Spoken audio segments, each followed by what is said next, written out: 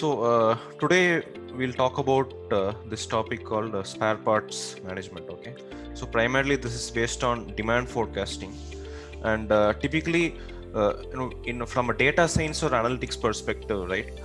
People tend to underestimate this function of demand forecasting.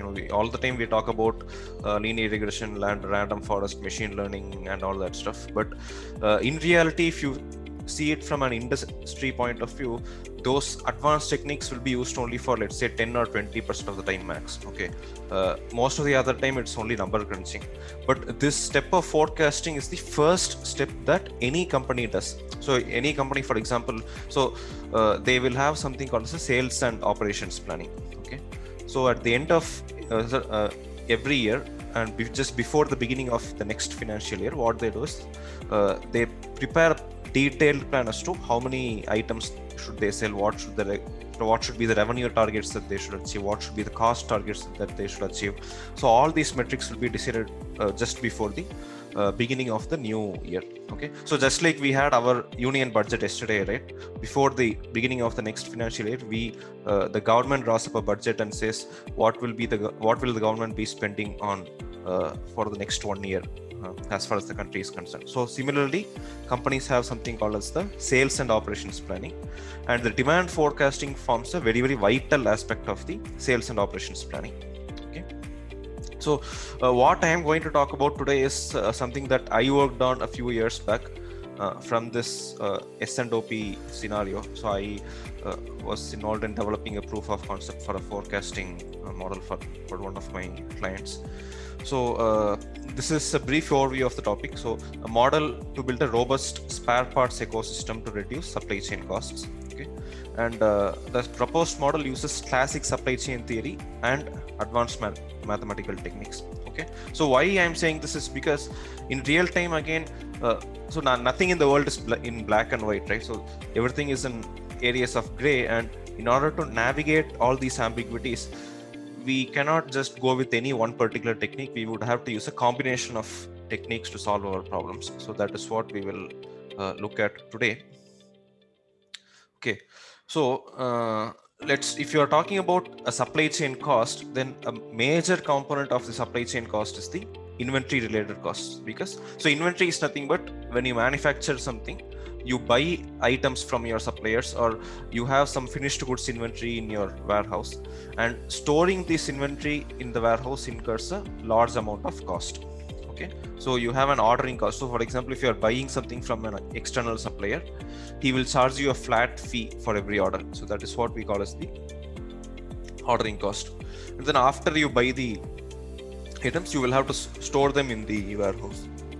So the cost of operating that warehouse, you have to pay the employees of that warehouse, you have to pay the electricity bill and all that, and then you have to insure the warehouse as well as the goods inside the warehouse. So all that will come under the holding costs. Okay, now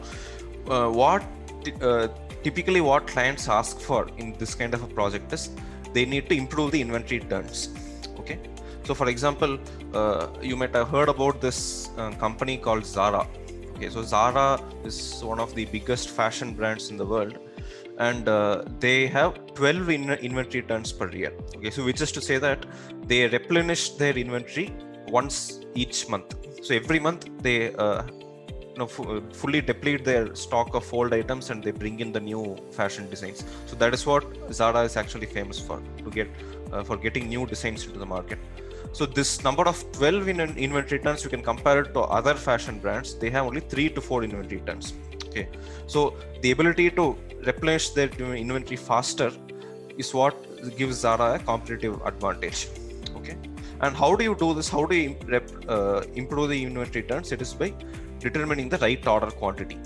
Okay, so right order quantity, of course, it is purely based on demand. Okay, because demand is what determines how many items will you order from your supplier, how much of raw material will you order, and how will you manufacture using that raw material. Okay, so current position, typically this is what companies face today. They have a considerable amount of inventory, and ideal position is the zero inventory, which means, you might have heard about this concept called just-in-time production. So Toyota invented that concept. So moving from a state of huge amount of inventory to a state of zero inventory, where anything that is required for production is brought into the factory at the last moment. So that way we will completely eliminate this holding cost. So there will only be this ordering cost. So ideal position is a zero inventory position. But in today's scenario, this is very difficult to achieve because customer demand is volatile. There are a lot of supply chain disruptions happening with COVID and all the import tariffs and everything. So ideal position is a zero inventory, which is not practically possible. So what is a practical position? If you see, it is a state of minimal inventory or very less number of inventory. Okay, but how do we get to this practical position? You need to have accurate advanced knowledge about demand. Okay, so if you see on the left or if you see on the right, so both of them talk about having knowledge about the demand. Okay, so having knowledge about the demand is the key to reduce inventory related costs and thus reduce your supply chain costs. Okay, so how do you get to the minimal inventory state? So you can follow two approaches basically. So one is a forecasting approach, and then you can also mine past consumption data for pattern. So consumption is how much raw material have you consumed for manufacturing. Okay, and first step, if you go for a forecasting approach, then you need to identify what material you need and how much quantity of material you will need, and then you determine the right quantity. If you go for a data mining approach, you analyze what you have consumed historically, right? So for example, in each month you will have certain part consumption or a product consumption details. You will have your purchase order data and everything, and you mine that data and see if you can identify any patterns. Typical visual analytics or any data mining approach that you can follow, and then you determine the right quantity, and then once you determine the quantity, you negotiate contracts with the suppliers to get a cost advantage, and then you start your distribution process. But here, see, mining data, doing a visual analysis and identifying patterns is somewhat, that's what we usually do in our business intelligence projects, right? So we come up with dashboards in Tableau and Power BI. We sort of try to get these patterns out, right?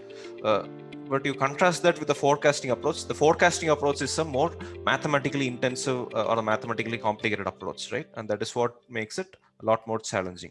So I will talk about what we did in this particular case. Okay.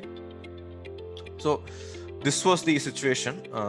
An auto parts manufacturer need to forecast demand for approximately 2,000 parts. Okay. And this was the approach that we used. So typical, you have your first descriptive analytics stage, and then you have the predictive analytics stage. So what we did here was, as a first step, we classified parts based on the demand.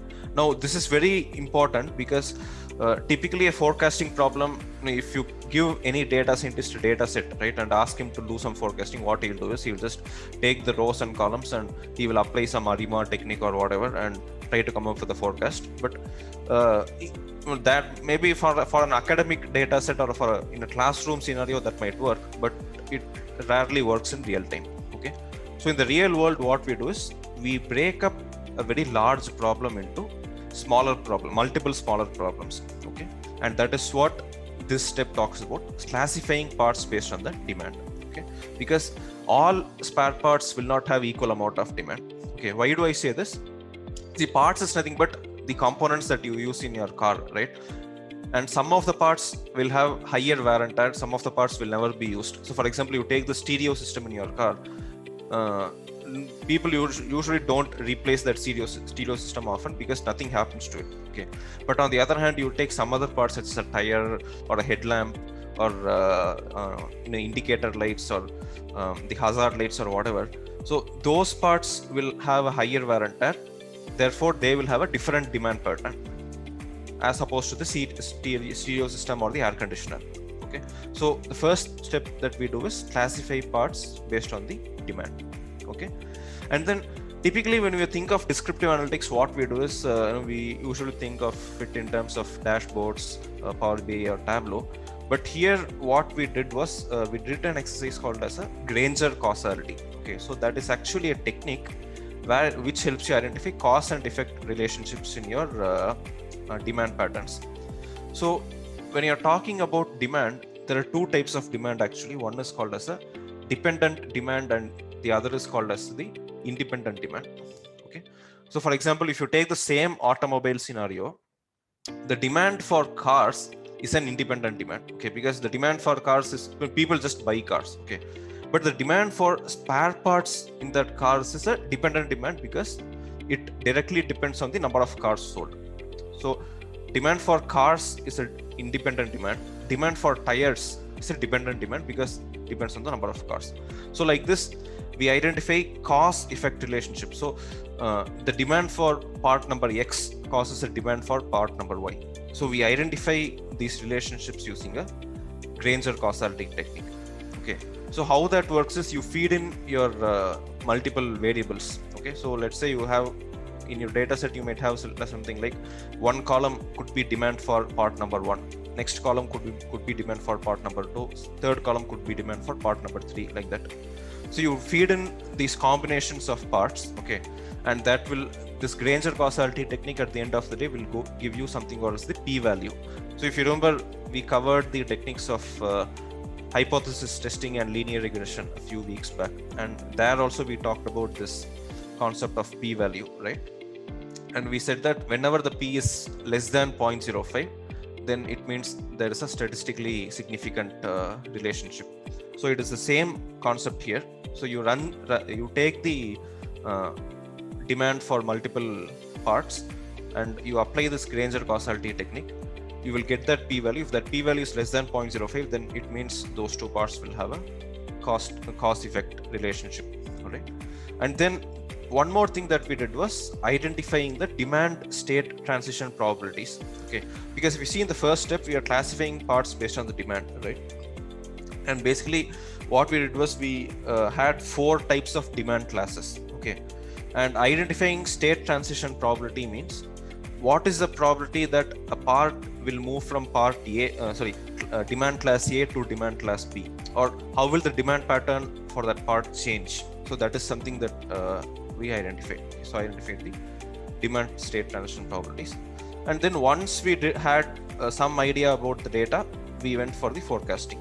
Okay, and for forecasting, usually you might have heard about this technique called as ARIMA, or auto-regressive integrated moving average. Okay, so that is what is taken as a standard vanilla forecasting method, but we did try that, but it didn't work. Okay, because again, in the real world, the demand patterns are not so evident. Okay, so for example, if you have gone through any material on forecasting, what they say is the time series data will have a 3 components. So one will be called as a trend component, which is an increasing component or a decreasing component.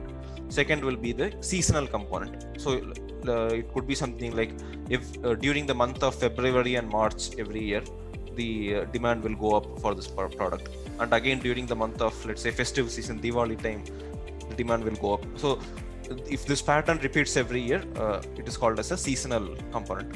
And then third one is a random component, which is something like a noise. Okay, but for this spare parts demand data that we had, we did not have any kind of a trend or seasonality. Okay, so that that naturally made all the ARIMA and all those techniques obsolete. We couldn't use any of them. What we instead used was these 2 techniques. So one was called as the unobserved components model, or the UCM. Okay, and the other was called as multi-layer perceptron in MLP. Multi-layer perceptron is nothing but it's very similar to your neural networks. So it's a neural network technique. And so both UCM and MLP, how do they differ from your typical ARIMA or exponential smoothing is that these UCM and MLP are multivariate forecasting techniques. Okay, so which is to say that you can use different predictor variables in your forecasting model. So if you go ahead with a conventional exponential smoothing approach, you will be able to, it's a univariate technique, right? So you can feed only the demand for one particular part. But here what we are doing, in the previous step, we have done this Granger causality, and we have identified something like, okay, part A causes the demand for part B. Okay, and then when you come to the forecasting step, what you do is, if part A can help us forecast the demand for part B, then why not put in part A as the predictor variable or the independent variable, just like we do in our linear regression. So in a linear regression, we say y is equal to f of x, right? So similarly, here we say that the demand for part B is a function of the demand for part A. So this UCM and MLP, these techniques allow you to come up with your forecasting model in that particular way. Any questions, guys, until here before I move to the technique and the results of the technique?